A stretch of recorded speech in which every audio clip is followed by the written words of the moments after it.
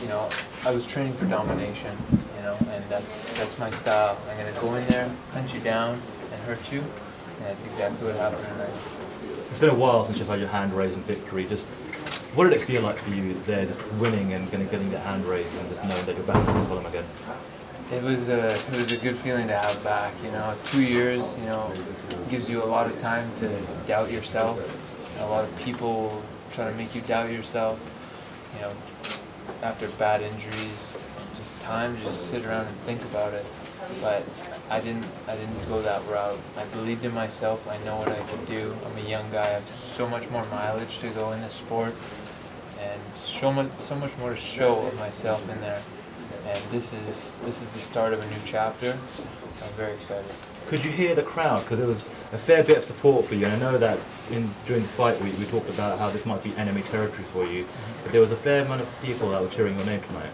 Yeah, it's super cool. I think it's because of some of the battles I've been in the past that kind of make me liked internationally, I guess, you know. So it's nice to have that support wherever I go, you know. That my fights have been able to touch people around the world. It means a lot. Well, obviously, you know, around the corner we've got, you know, Lima and Larkin. How do you see that fight playing out? Who have you got to win in that fight as well? It's a hard fight to call. I mean, those guys are closely matched. Larkin's an extremely good kickboxer who's tough and very athletic, not easy to keep on his back. Lima's a big guy, powerful in every discipline. So, you know, it could be just, you know, it could be whoever's on that night. It could be, you know, they'll take it. Do you think they're a level below you when you look at them? Yeah, I mean, I think I'm the best in the world, and I think I made a statement tonight. You know, Lima had a pretty hard fight with Daley. You know, I went out there and I smoked him, you know, in every discipline, and it was a message that I'm just another level, and these guys are going to have a lot of pain to deal with if they get in the cage with me.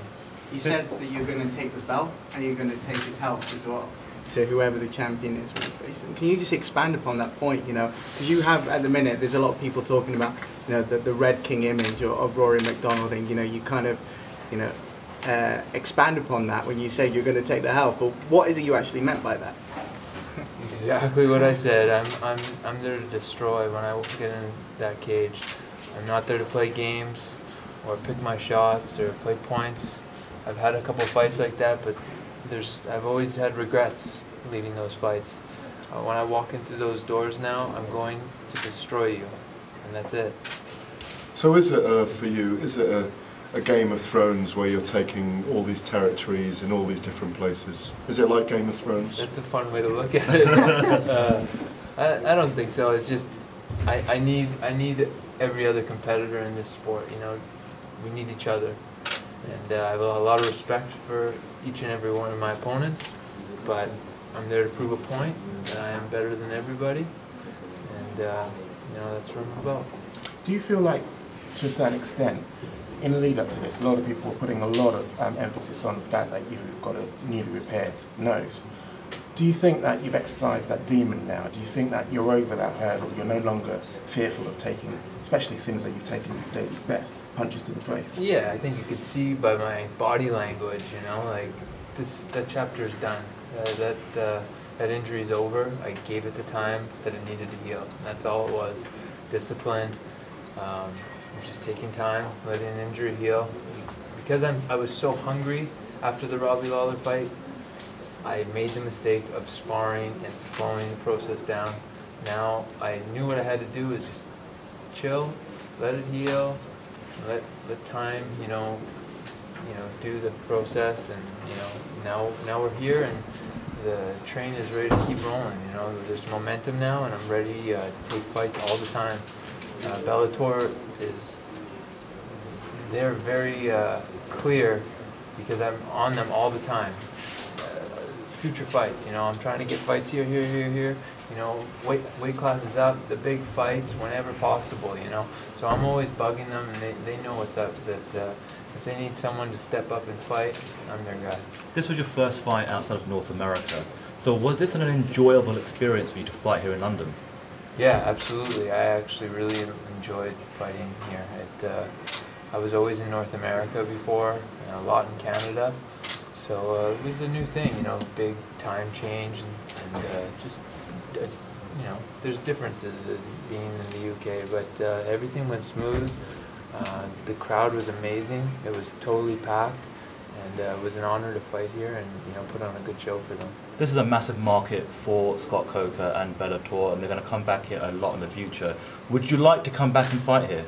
Absolutely. I'll be back here 100% if Bellator thinks that, you know, that we could sell a big show out. I'm their guy. Linton Vassell said he wants to fight you here. If that's a big fight, sign it up. But you know what? I don't know if he's at that level just yet. But we'll see what happens. Scott Coker also said that they were targeting Canada in 2018. Is that obviously you're going to want to fight before then, but is that a card you're definitely going to want to be on? Sorry, say it again. Scott Coker said that they were possibly targeting Canada in 2018. Obviously, you're going to want to fight before then, but is that a card that you're going to want to be on? Absolutely. If they're in Canada, I'm headlining that show. There's no doubt about that. They're not going to Canada without me, that's for sure. Where were you when this whole Daley MVP scuffle happened cage side? Were you aware of what was going on there? I seen the replay in the locker room. I was in the shower, I think, when it happened, and you know, right after the fight, I was just getting changed. But yeah, sounds like that's a fight. What do you think of Daley's prognosis of your actual approach to the fight? I mean, is this business executed for you? Is that obviously how you saw it going down in your mind? But you know, first up, what do you think of his opinion of your approach? I didn't hear his opinion. He said you went for the safe bet in terms of your tactics for finishing him. Well, I finished him, so, and he's the one that tapped out, so I guess who's the quitter now, right? But, you know, this is mixed martial arts, and when I see an opening, I'm going to strike, whether it's standing or on the ground. And I kicked him in the head, I beat him up standing, I took him down, I beat him up there and choked him out. So there was really no area that I played it safe. I came forward, hunted him down, and I took him out. There is Larkin and Douglas Seaman fight a little over a month away. Are you planning on going to MSG? Yeah, I'll be there 100%. I'll be watching that fight. And at the moment, who are you picking to win that? Like I said, it's a toss-up between those two. They're two of the best guys. It could go either way, you know, if they fight 10 times, you know. So it's a toss-up. Both good guys. May the best man win. And just now that you're debuting the books, just reflect on what it feels to be part of the Bellator family. Really good. I honestly loved everything that happened this week, everything that went on to the promotion beforehand, the communication between me and the promoters and the staff. I'm very happy here, and I feel that the relationship is just going to get better as the promotion grows, and we're going to grow together, and it's going to be we're going to do big things together. In the build-up, Daley spoke a lot about how he was going to test your nose. Did he manage to strike it at all? No. No, see. No, I don't think he hit me once. I think I have a bruise here, but I don't even know what that's from. The big things that you've got planned to go forward with Bellator, any idea what they might be? Obviously you mentioned things like super fights, moving up in weight, you want the belt next. What are your long-term plans with Bellator? Exactly that. I want to be a champion, a two-division champion if I can. And outside of that, the big fights. If I could fight the legendary fighters, you know, that are around here in Bellator, sign me up. Those are, I think, fan-friendly fights. You know, seeing a young up-and-coming champion, if I'm a champion at that point, fighting, you know, legendary status fighters.